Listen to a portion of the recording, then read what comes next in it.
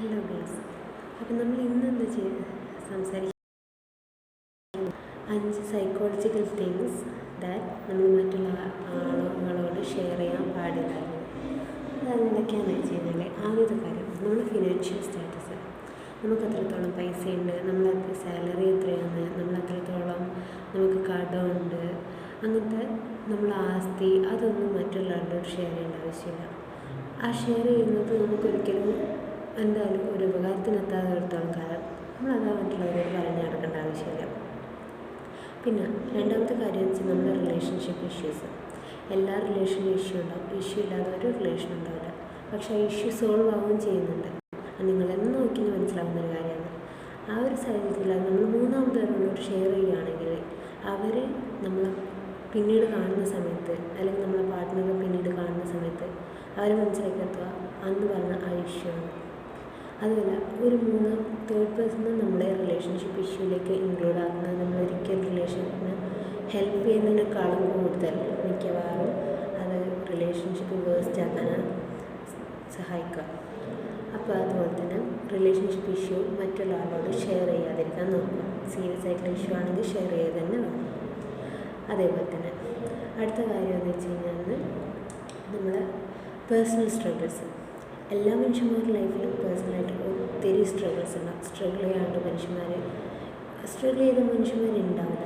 എന്ന് വെച്ചാൽ നമ്മളെ എല്ലാ പേഴ്സണൽ സ്ട്രഗിൾസും കുഞ്ഞു കുഞ്ഞു കാര്യങ്ങളും മറ്റുള്ളവരോട് ഷെയർ ചെയ്ത് അവരുടെ സിമ്പതി പിടിച്ചു പറ്റി നമ്മളെ തന്നെ തളർത്തുന്നൊരു സിറ്റുവേഷൻ ഉണ്ടാക്കരുത്. എല്ലാ മനുഷ്യരും സ്ട്രഗിൾ ചെയ്തിട്ട് വരിക, ആവശ്യമുള്ള സമയത്ത് ഹെൽപ്പ് സീക്ക് ചെയ്യാം. അല്ലാതെ എല്ലാ സ്ട്രഗിൾസും എല്ലാവരോടും പറഞ്ഞു തന്നിട്ട് അവരുടെ സിമ്പതി നമുക്ക് കിട്ടിയത് കൊണ്ട് ഒന്നും ഉണ്ടാകാൻ പോകുന്നില്ല. അപ്പം അതാണ് മൂന്നാമത്തെ കാര്യം. പേഴ്സണൽ സ്ട്രഗിൾസ് എല്ലാവരോടും ഷെയർ ചെയ്യാൻ പാടില്ല. നാലാമത്തെ കാര്യം എന്ന് വെച്ച് കഴിഞ്ഞാൽ നമ്മുടെ ഫ്യൂച്ചർ പ്ലാൻസ് ആൻഡ് ഗോൾസ്. അത് നമ്മൾ എല്ലാവരോടും ഷെയർ ചെയ്ത് നടക്കേണ്ട ആവശ്യമില്ല. എല്ലാവർക്കും പെട്ടെന്ന് ചിലപ്പോൾ കേൾക്കാൻ ഇൻട്രസ്റ്റ് ഉള്ളവർ നിന്നാലും എല്ലാവർക്കും ഒരു സുഖിപ്പിക്കുന്ന വാർത്തയായിരിക്കുമല്ലോ നമ്മളെ ഫ്യൂച്ചർ ഗോൾസിനെ പറ്റി പറയുന്നത്. നമ്മൾ ഫ്യൂച്ചർ പ്ലാൻസും ഗോൾസും എപ്പോഴും പ്രൈവറ്റായിട്ട് വെക്കുക.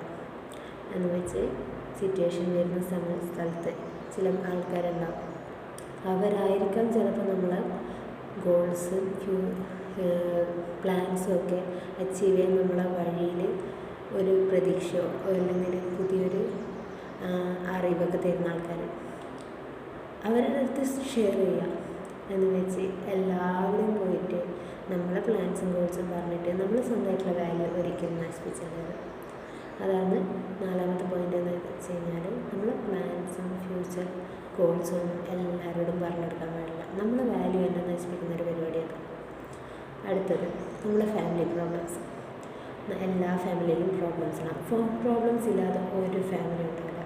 എന്ന് വെച്ച് ഈ പ്രോബ്ലംസൊക്കെ മറ്റുള്ളവരോട് എല്ലാവരോടും പറഞ്ഞു തീർക്കാൻ പാടില്ല.